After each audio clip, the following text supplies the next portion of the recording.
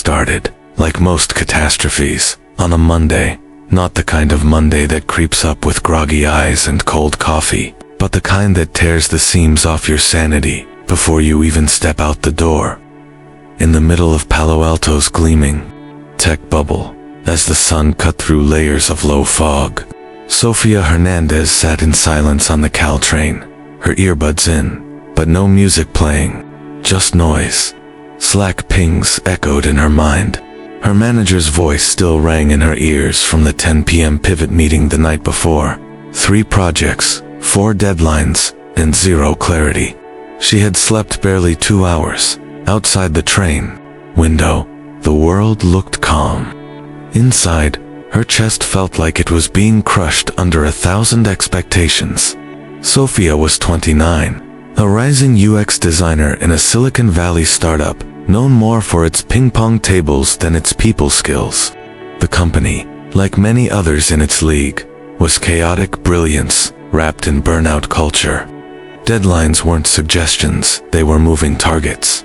Praise was conditional. Promotions were whispered promises. People smiled through clenched teeth and competed through compliments.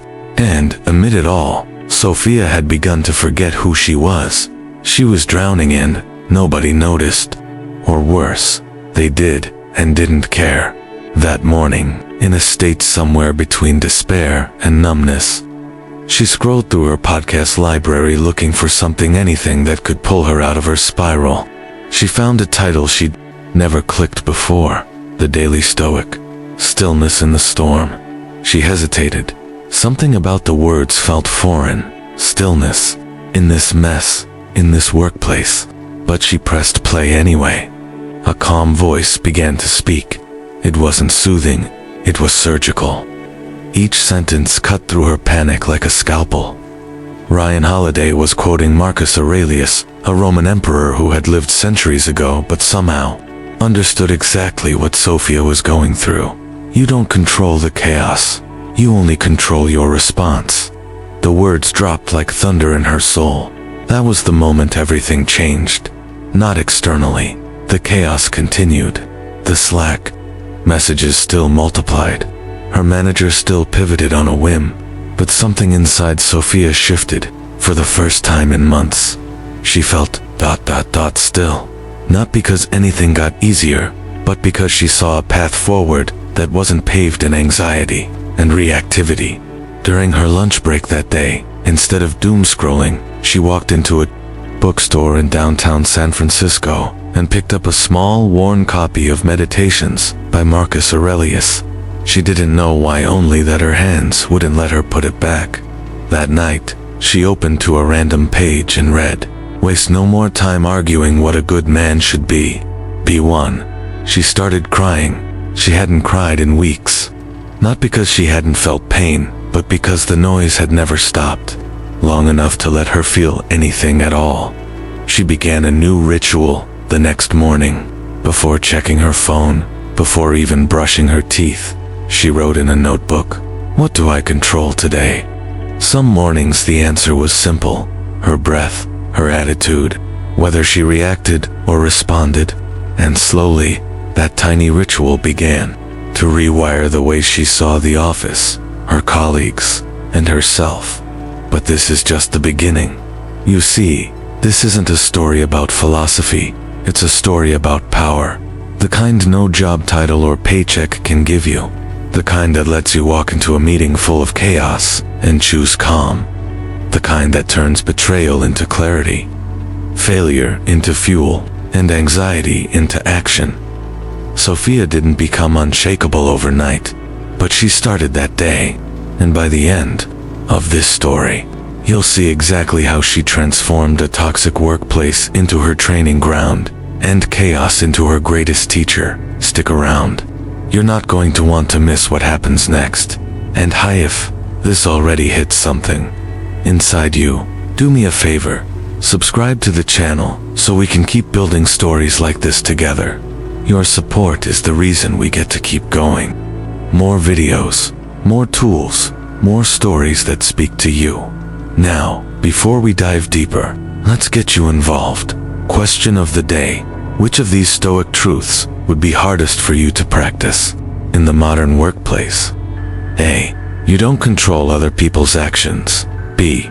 You don't control how people perceive you. Comment A or B down below, and let's talk about it. There's a moment in every career where the mask of professionalism falls, and the raw, unfiltered truth of corporate politics reveals itself. For Sofia Hernandez, that moment came on a rainy Thursday afternoon, beneath the sterile glow of fluorescent lights in a glass-walled conference room. It was supposed to be her presentation, her project, her vision, her months of effort poured into every pixel and user flow. But as the final slide clicked onto the screen, it wasn't her name the VP mentioned. It was Rachel's. Rachel, the soft-spoken product strategist who had sat beside her in brainstorming sessions, nodding enthusiastically, offering encouragement, asking questions that seemed innocent at the time, questions that now felt like excavation. Rachel had taken the skeleton of Sofia's idea, dressed it in new clothes, and presented it as her own. The room clapped. Sofia didn't. In another lifetime, maybe even just a few months earlier, Sofia would have exploded. Not outwardly, of course, that wasn't allowed. Instead, she would have imploded, stewed in silence, vented to friends over dinner, drafted carefully worded Slack messages that never quite got sent, let it fester, let it rot her joy. But not this time, because this time, she'd been studying something else. She had been learning the ancient, almost subversive art of detachment. It didn't mean she didn't feel the sting. She did. It burned through her chest, like betrayal always does. But something deeper had taken root in her, the growing awareness that while Rachel's actions were unfair, they were also irrelevant to one vital truth. Sofia still got to decide who she wanted to be. She remembered a line from Marcus Aurelius she had underlined. Just days earlier, you have power over your mind, not outside events. Realize this, and you will find strength. So she walked back to her desk without saying a word. She opened her laptop, created a new folder, and titled it Unsent Strength. Inside, she began to type. Not for Rachel, not for HR, not for revenge, for herself. Everything she wanted to say, she poured into a blank email. The betrayal, the anger, the shock. And when she was done, she didn't delete it. She saved it. That became her ritual. Every time the office reminded her of its capacity for politics, pettiness, and posturing, she wrote, not as a way to escape her emotions, but to understand them, to own them before they owned her. What surprised her most wasn't how much better it made her feel. It was how it rewired the way she thought. Instead of obsessing over Rachel, she started observing her. From a distance, without attachment, without judgment, Rachel was no longer an enemy. She was a data point, a case study in human insecurity, a mirror of what Sofia herself could become if she lost sight of her values. It wasn't easy. Detachment didn't mean indifference. It meant choosing not to be ruled by reaction. It meant understanding that clarity comes not from clinging but from letting go. She started to see the entire workplace differently. Colleagues no longer looked like allies or adversaries. They looked like human beings, flawed, frightened, trying to navigate their own stories. Some used manipulation, others used charm. A few, like Sofia, were trying to use wisdom. That shift in perspective gave her freedom, and in that freedom, something else emerged: resilience. No longer obsessed with receiving credit, she became more curious about her own evolution. If Rachel wanted recognition, let her have it. Sofia began pouring her energy into growth, learning new tools, deepening her design instincts, sharpening her communication skills. She stopped arguing over who was right and started asking herself who she wanted to be when things went wrong. Her silence in that meeting wasn't weakness, it was strategy. Not to win some petty war, but to protect her inner peace. And weeks later, when the project encountered a critical usability issue, and issue Sofia had quietly anticipated, but hadn't. Pushed hard on the VP, called her in, alone. No Rachel this time. He asked for her thoughts. She gave them, calmly, directly, without ego. He nodded, impressed. It didn't restore the credit that had been stolen, but it gave her something more important, influence, not because she fought for it, but because she had grown into it. The art of detachment didn't make Sofia passive. It made her powerful. It allowed her to navigate a world of hidden motives and clashing egos without losing herself in the noise. It taught her to care deeply about her work, but not about who clapped. And in doing so, it gave her something the workplace rarely offers: clarity. Sofia Hernandez used to believe that exhaustion was the price of ambition, that being busy meant being important, that success could be measured in unread emails, blinking Slack messages, and how long after sunset you left the office. In her world, Silicon Valley's hyper-accelerated hustle culture grind wasn't just a norm, it was a religion. The office lights never really dimmed. There was always someone online, always someone just wrapping up a deck or pushing another sprint. Sofia often stayed late night, because she had to, but because everyone else did. It felt safer that way. In the beginning, it even felt thrilling. The race, the urgency, the collective delusion that everything they were building would change the world. But over time, the thrill wore off. The dopamine of deadlines turned into dread. Her creativity dulled. Her joy vanished. And worst of all, she couldn't remember the last time she truly felt still. One Friday night, she found herself sitting in a darkened conference room long after everyone had left. Her laptop was open, the glow lighting her face, but her eyes were distant. She wasn't designing, she wasn't writing, she wasn't doing anything, really just staring, paralyzed by a kind of fatigue that no sleep could fix. That night, for the first time, she allowed herself to ask a question she had avoided for years. What if this isn't what success looks like? The next morning, she boarded a flight to Arizona, a spontaneous decision fueled by burnout and an unanswered email from Charles, former Amazon exec she had met briefly at a design conference. He had mentioned, half-jokingly, that if she ever wanted to escape the madness, she should visit him in Sedona. She didn't expect much, just a break. But what she found there reframed her entire life. Charles lived in a modest adobe home nestled in red rock canyons. No Wi-Fi in the living room. No urgency in his voice. He walked slowly, thought carefully, and listened deeply. Over herbal tea and hours of silence, he introduced her to a Stoic interpretation of something she'd always dismissed: stillness. He told her something that stuck. Stillness isn't laziness, Sofia, it's precision. It's where all good things begin. For the first time, she stopped moving and started noticing. She noticed how addicted she was to urgency, how much of her self-worth was tied to being needed, how rarely she questioned where she was running to, or why. She stayed for 3 days. No laptop, no Slack, just walking, breathing, thinking. When she returned to the Bay Area, something had shifted. Not a dramatic transformation, but a quiet refusal.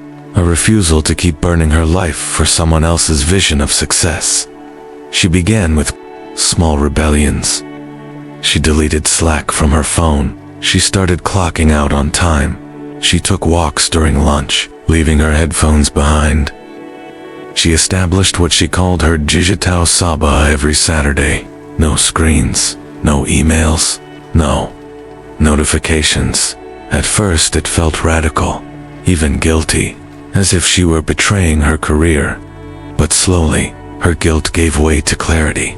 Her mind began to clear, her focus deepened, and, paradoxically, her work improved. She designed more intuitively, her meetings became sharper. People noticed. "You've been glowing lately," a colleague said. It wasn't glow, it was peace. What Sofia had discovered, and what so many around her hadn't teased, that the pursuit of success, when left unchecked, becomes a form of erasure. You disappear into the deadlines. You vanish behind the metrics. And eventually, you wake up and realize you've spent years building someone else's dream while abandoning your own.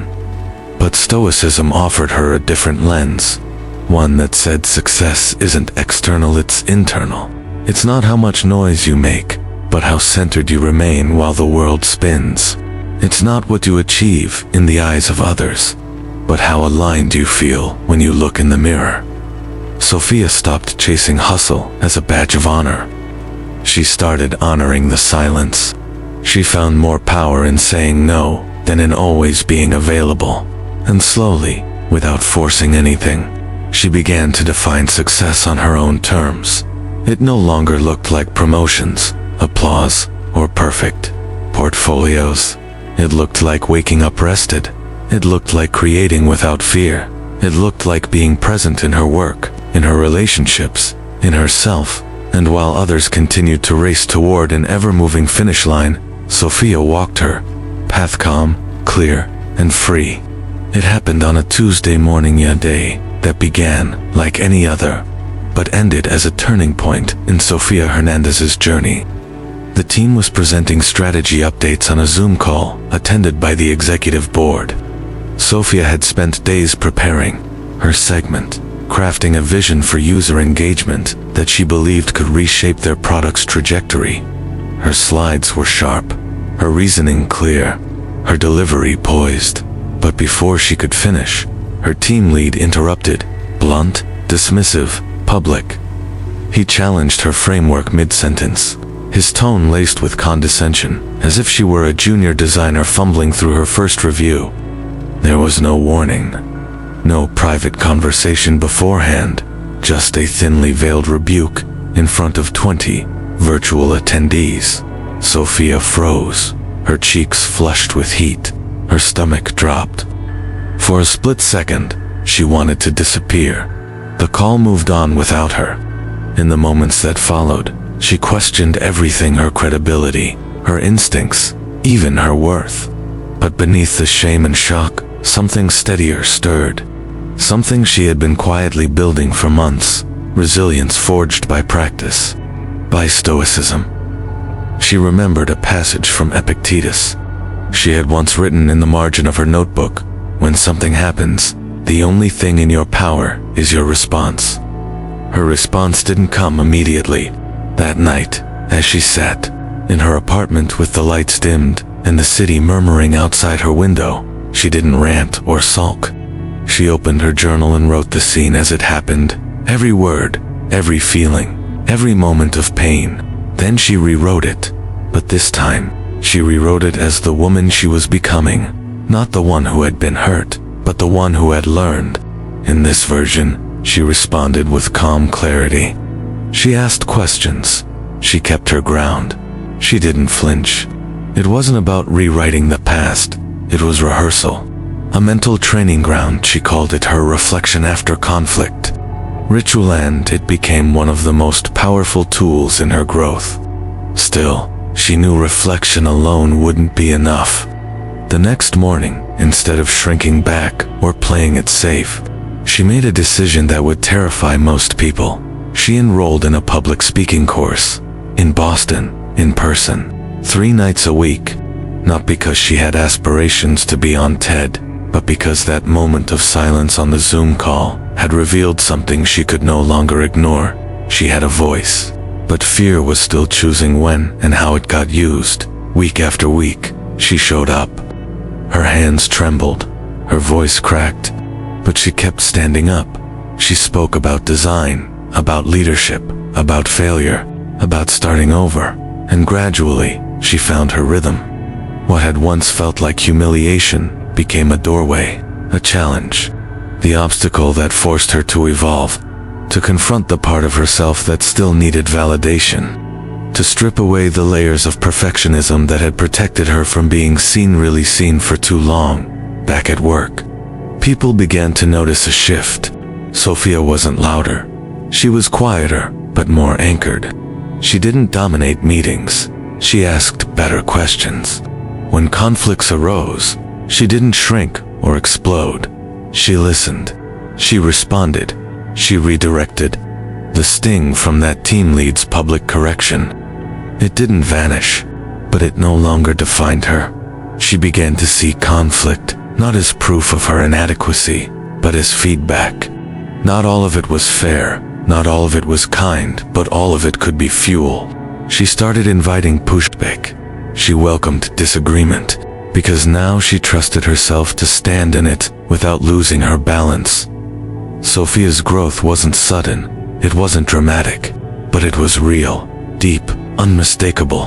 And when she was later asked to present a redesigned framework, this time directly to the board, she walked into that meeting with the calm confidence of someone who had nothing to prove and everything to share. No fear, no bravado, just presence. Because she had learned the greatest truth of all. The very things we think are trying to break us are often the things that are trying to build us. And in that moment, 1 year after she first discovered Stoicism, Sofia wasn't just surviving the workplace, she was mastering it. Wisdom doesn't arrive in grand epiphanies. It shows up in the tiny, almost invisible moments: what you choose to do when no one's watching, how you respond when nothing goes your way, and the rituals you keep when the world rushes past at the speed of burnout. For Sofia Hernandez, real transformation didn't come in dramatic changes. It arrived through a quiet, disciplined practice: Stoicism, made small enough to fit into a single workday. Her days now began before the city stirred. A single breath, then another. 2 minutes of stillness, eyes closed, a quote whispered under her breath, sometimes from Seneca, sometimes Marcus Aurelius. She didn't recite them for inspiration. She recited them as armor. Words like "you suffer more in imagination than in reality" became a compass for navigating an office that never paused, never relented, never apologized. That was her first ritual, her 2-minute morning mantra at her desk. Before diving into the endless flow of Slack messages, Sofia paused to perform what she called an expectation inventory. She would open her journal and list everything she expected from the day: positive feedback, collaboration, progress, even kindness. Then she'd go down the list and strike through anything beyond her control. If it relied on someone else's mood, someone else's decision, someone else's recognition, it didn't belong in her hands.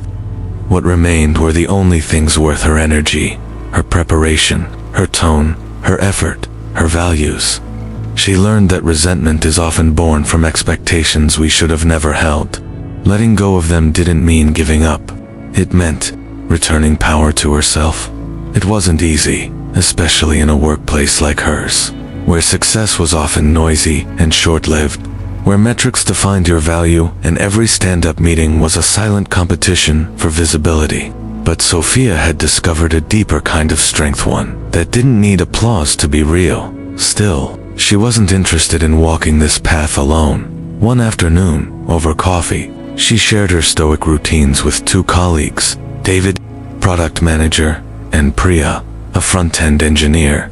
Both were talented, both exhausted. Like her, they were tired of pretending the pace didn't hurt. Together, they started something small. A lunch circle every Thursday, just the 3 of them, no agenda, no drama. They called it the Stillness Circle. Each week they brought one challenge in: unresolved conflict, an internal frustration, a professional disappointment, and viewed it through a Stoic lens. What would Marcus do? What would Epictetus remind us? Where are we resisting what we can't control? There were no answers, just better questions. But the effect was profound. They didn't gossip, they didn't vent, they reflected. And over time, those lunches turned into an anchor. In a workplace swirling with pressure, the Stillness Circle became a refuge. Sofia also started leading by quiet example. When tensions rose in meetings, she stayed calm, not passive, but composed. When someone interrupted her, she paused, acknowledged it, and continued, not as a performance, but as practice. Each moment was an opportunity to choose not just her words, but her presence. She stopped rushing, not because she was slow, but because she understood something most didn't. Speed without clarity is just noise. Her desk was no longer covered in post-its and half-drunk coffee. It held a small notebook, a worn copy of Meditations, and a quote taped to her monitor. If you are distressed by anything external, the pain is not due to the thing itself, but to your estimate of it. It wasn't about being unaffected. It was about being unshaken. The workplace didn't change, but she had, and her changes began rippling outward. HR noticed. They asked her to host a monthly mindfulness session. She agreed on one condition. No buzzwords, no trends, just tools, real tools.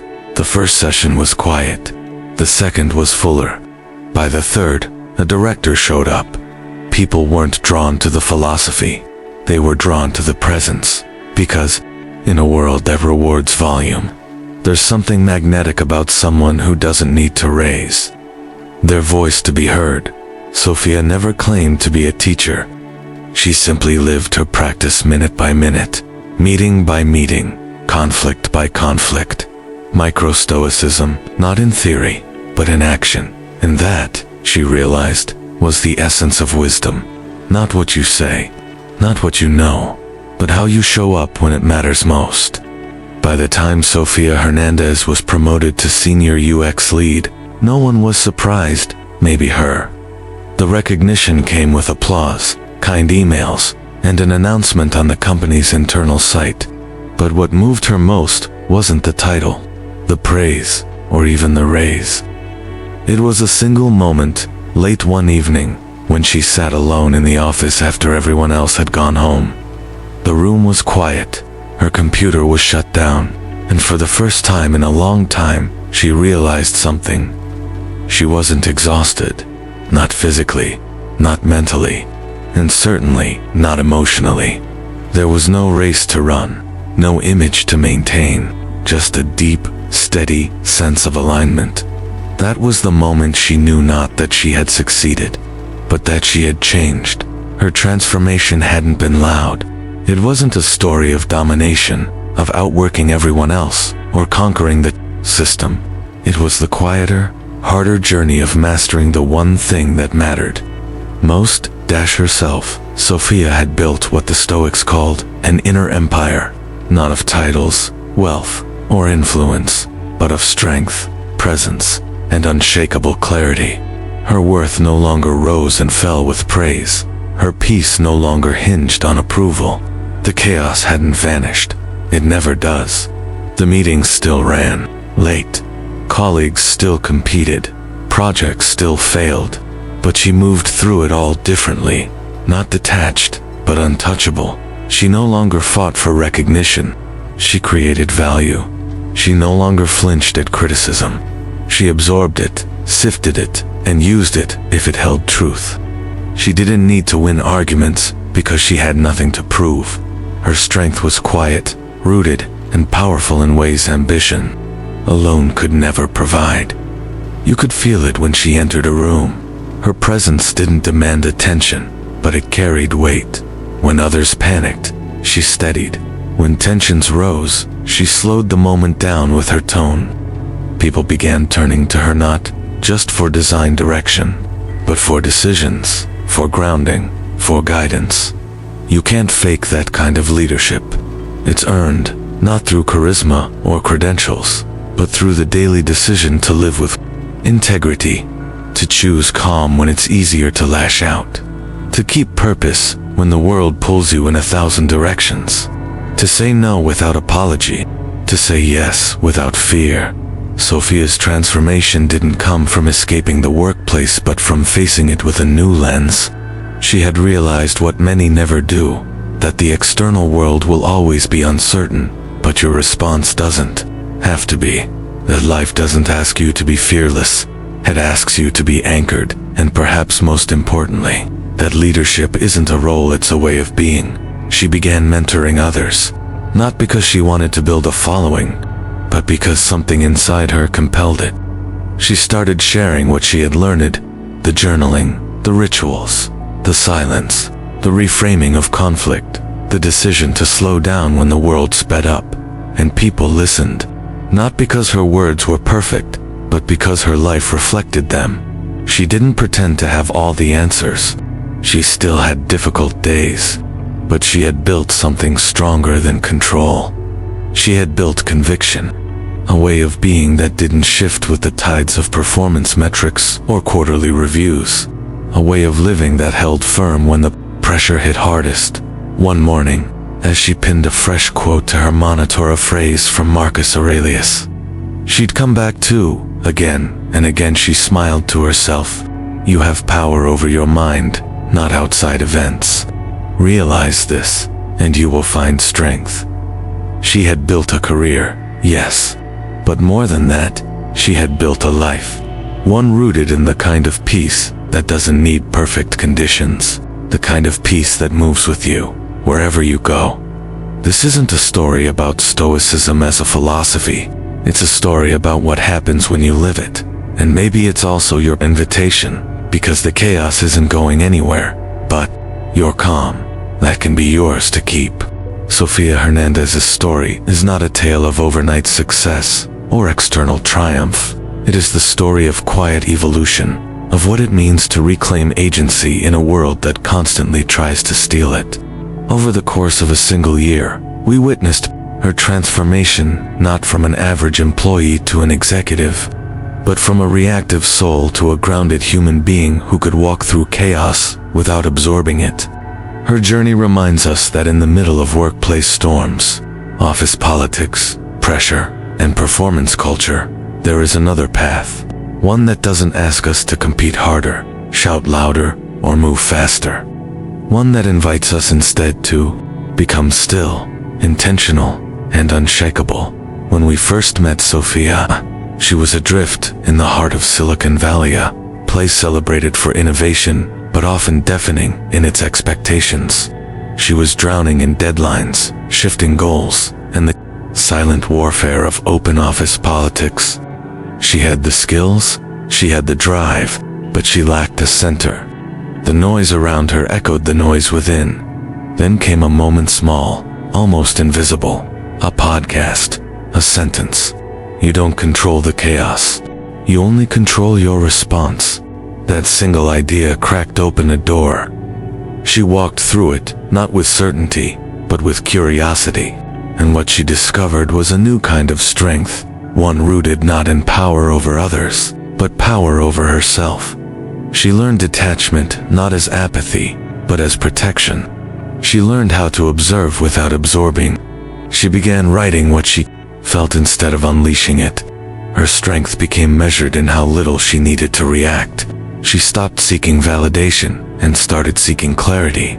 From there, Sofia turned inward. In a culture that glorifies hustle, she chose stillness. She questioned what success truly meant. Not the kind printed on business cards, but the kind that lets you sleep at night. The kind that creates space for joy, presence, and meaning. Her decision to redefine success wasn't a resignation, it was a revolution. She stopped running someone else's race and started walking her own, even when conflict arrived. When she was publicly dismissed by her team lead, Sofia didn't retreat. She chose reflection over retaliation. She enrolled in a public speaking course, not to perform, but to reclaim her voice. And through that process, she found the courage to speak with conviction, not aggression. Her power no longer came from volume, but from presence. But perhaps the most beautiful part of her journey wasn't the moments of victory. It was the discipline of the ordinary. The micro-practices she lived each day. Morning mantras, expectation inventories, Stoic lunch circles. These weren't grand gestures. They were commitments to living deliberately. Through them, she shaped not just her habits, but her character. By the time she stepped into leadership, Sofia wasn't just respected, she was trusted. She wasn't admired for her ambition, but for her depth. And that depth didn't come from trying to be perfect. It came from choosing to grow, even when it was hard, especially when it was hard. So what do we learn from Sofia's story? That real power begins with knowing yourself. That stillness is not weakness, it's a strategic choice.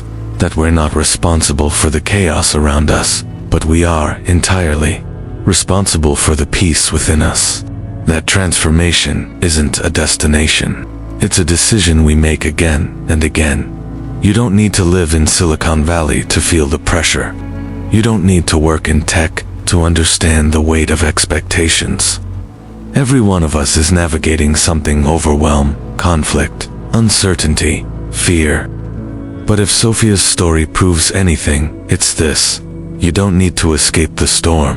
You need to learn how to stand in it without losing yourself. So ask yourself, what would change if, instead of reacting, you responded with intention? What if success was less about how fast you moved and more about how deeply you lived? What if the most powerful thing you could do today was pause? Now I want to hear from you. Which part of Sofia's journey resonated most with you? What have you faced in your own life that tested your calm, your values, or your sense of self? Comment below and share your insights. Your story might be exactly what someone else needs to read today. And if this story moved you in any way, it helped you breathe deeper, think clearer, or feel less alone, do me a favor, subscribe to the channel. Your support fuels the creation of more stories like this. Stories that go deeper, that connect, that remind us what really matters. We're just getting started. Let's keep walking this path together.